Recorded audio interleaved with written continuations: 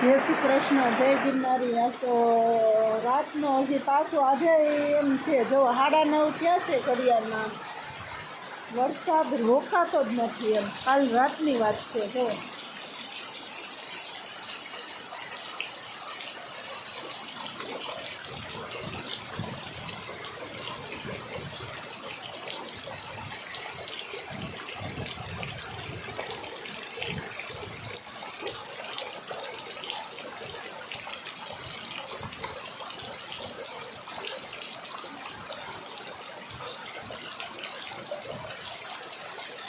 આવી રીતનું કંઈક છે. આજે છે શુક્રવાર.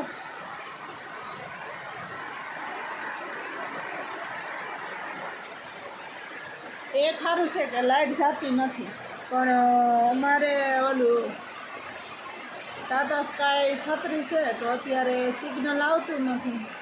મોબાઈલ છે તો સારું છે, ટાઈમ જાય. હજી તો મશીને બેહવું છે સીવવા, પણ આવા વરસાદમાં ઘરના સીવવાની મજા ન આવે. હું કરું તો દઈશ નથી ઉઠી. છોકરા સ્કૂલે ગયા છે, 1 વાગે આવશે. પૂજા પાઠ થઈ ગયા, કપડાં ધોવાઈ ગયા. કપડાં આજે ઓસરીમાં ધોયા.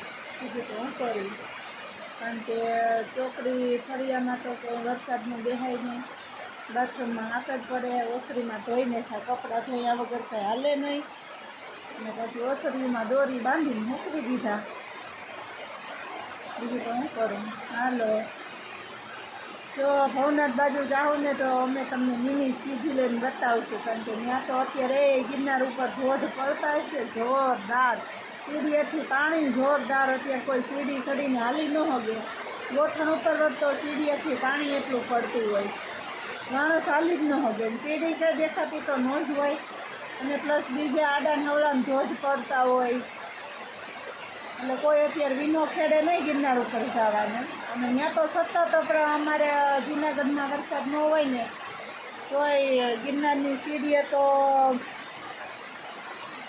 એટલે ગિરનારની સીડીએ એવું, ગિરનાર ઉપર તો વરસાદ સતત ચાલુ જ હોય. આમ ચોમાસું બેહે ને ચોમાસું ઉતરે ને ત્યાં સુધી વરસાદ હોય.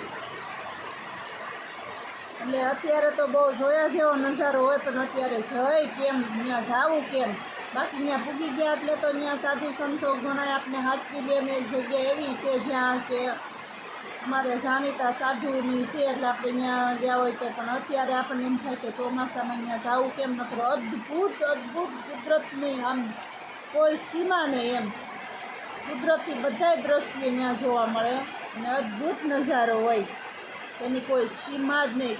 ધરતી ઉપરનું સ્વર્ગ કયો ને તોય કહેવાય ગિરનાર ઉપર. અત્યારે મોજ કરવા.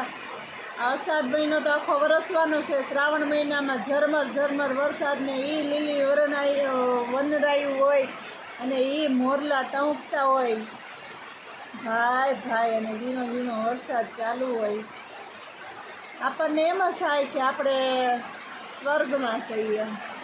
તો એવો કંઈક અદ્ભુત આનંદ માણવા આવો અમારા ગિરનારની મોજ લેવા, કુદરતને ખોળે. હા, ગીરની મોજ. હા, જય શ્રી કૃષ્ણ, જય ગિરનારી.